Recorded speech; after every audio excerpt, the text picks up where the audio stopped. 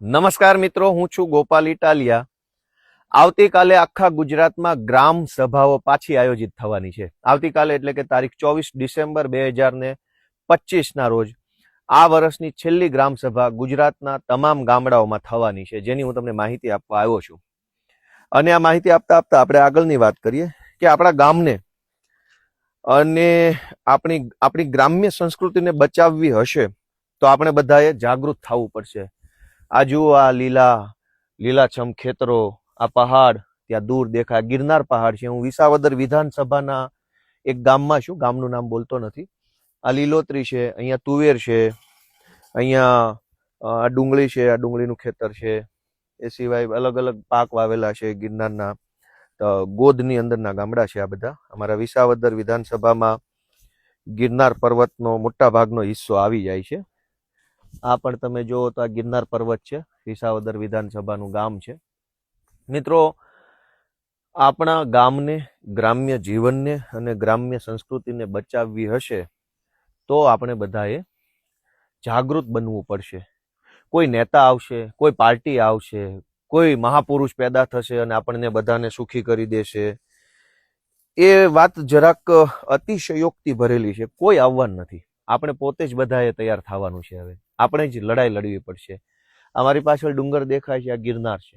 અરવલ્લીના ડુંગરાઓ સરકારે ખોદવા કાઢ્યા છે.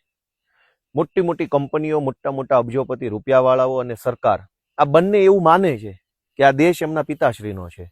એટલે સરકાર કંપનીને ડુંગર ખોદવાની મંજૂરી આપી દે અને કંપની એવું બોલે કે મને તો સરકારની મંજૂરી છે. પણ આ ડુંગર થોડો સરકારના બાપાનો છે કે ગમે ત્યારે ખોદી નાખશે. આવા અરવલ્લીનો પહાડ હોય, આ ગિરનારનો પહાડ હોય કે આવા જે કાંઈ ડુંગરાઓ, નદીઓ, જંગલ જે છે એનું રક્ષણ તો સદીઓથી માણસે કર્યું છે. દેશમાં કે દુનિયામાં જ્યારે સરકાર નામનું તત્વ જ નહોતું તે દિવસે આ ડુંગરનું રક્ષણ કોણે કર્યું? આ ડુંગર કોણે બચાવ્યો? આ ડુંગરને કોણે સાચવી રાખ્યો? માણસે, સમાજે, લોકોએ. આજ સરકારને એવું કેમ લાગે છે કે આ ડુંગર એમના પિતાશ્રીનો છે કે સરકાર મંજૂરી આપશે એટલે કંપની આવીને ખોદી નાખશે? તો મુદ્દો ડુંગરનો નથી, મુદ્દો આપણી જમીનનો છે. આ જમીનની અંદર આ સરસ મજાની ડુંગળી છે, કેટલી મોટી વિશાળ ડુંગળી છે. આ ધરતી માતા સરસ મજાનું ધાન પકવે છે. આ લીલાછમ ખેતરો, આ ડુંગરા, આ ઝાડવા, આ નદીઓ, આ ઝરણા, આબોહવા, એનો માલિક કોણ? સરકાર કે માણસ? સરકાર તો નહીં જ. કંઈક અંશે માણસ ખરો, પણ માણસ પણ નહીં. આનો માલિક ઈશ્વર છે. એટલે ઈશ્વરે બનાવેલી દુનિયાને, એની સુંદરતાને સાચવી રાખવી હોય તો આપણા બધાની હૈયારી જવાબદારી છે. એની જવાબદારી નિભાવવાનો સમય એટલે ગ્રામ સભા. આવતીકાલે 24 તારીખે આખા ગુજરાતમાં ગ્રામ સભાઓ છે. અનેક ગામના ગ્રામ સભાઓની માહિતી પણ ગામના લોકોને આપવામાં નથી આવતી. ક્યાંક ગામના રાજકીય આગેવાનો, ચૂંટાયેલા વ્યક્તિઓ, ક્યાંક ગામના સરકારી અધિકારીઓ, આ બધા લોકોને અંધારામાં રાખીને અલગ મલકના નિર્ણયો લખી નાખે છે. પણ ગામના લોકોને એવું કેમ નથી લાગતું, અને ખાસ કરીને યુવાનોને એવું કેમ નથી લાગતું કે એમણે ગ્રામ સભામાં જવું જોઈએ, ગ્રામ સભામાં હાજરી આપવી જોઈએ અને જે કાંઈ ગામના પ્રશ્નો છે, ગામના પાણીના, સિંચાઈના, વીજળીના, પંચાયત ભવનના, ગામના આંગણવાડીના, ગામના રોડ, કોઈ બી પ્રશ્ન હોય, એક વખત પ્રશ્ન રજૂ કરવો એ તો અધિકાર છે બધાનો. એટલે આજે આ વિડીયોના માધ્યમથી હું ગુજરાતના ગામડામાં રહેતા યુવા મિત્રોને બે હાથ જોડીને વિનંતી કરું છું કે કોઈ આવશે અને આપણને બધાને બચાવશે અને સુખી કરી નાખશે, એ તો કાલ્પનિક વાર્તા છે. એવું કંઈ થવાનું નથી. આપણું ભલું કરવું હશે તો આપણે બધાએ જાગવું પડશે અને જાગ્યા પછી બોલવું પડશે. ક્યાં જઈને બોલવાનું છે? જ્યાં જરૂર પડે ત્યાં જઈને બોલવાનું છે. આવતીકાલે ગુજરાતના તમામ ગામડાની ગ્રામ સભા છે. હું દરેક ગામના યુવાનોને વિનંતી કરું છું કે બોલો, અવાજ ઉઠાવો. નથી બોલ્યા એનું પરિણામ તો ભોગવી જ રહ્યા છીએ. બોલીને જોઈ લઈએ એક વખત કે બોલ્યા પછી પરિણામ શું આવે છે. ગોપાલ ઇટાલિયા આજથી વર્ષો પહેલા જાગૃત થયો અને 4 શબ્દો બોલ્યો તો થોડીક તકલીફ પડી, પણ તકલીફ પછી આજનો ગોપાલ ઇટાલિયા શું છે, કેવો છે, એ તમે જોઈ રહ્યા છો. અને એટલે મારી બધાને વિનંતી છે કે આ ખેતર, આ ખેતી, આ જમીન, આ પ્રકૃતિ બધું જ બચાવવું હશે, આ સમાજને સુખી રાખવો હશે તો બોલવું તો પડશે, અવાજ ઉઠાવવો પડશે. અને અવાજ ઉઠાવવા માટે આવતીકાલે ગ્રામ સભાનું આયોજન ગુજરાતની સરકારે ગોઠવું છે. એમાં જાઓ બધા. તમારા ગામની પંચાયતે સવારના 9:30 વાગ્યાથી સાંજના 5:30 સુધી ગોઠવાઈ જાઓ.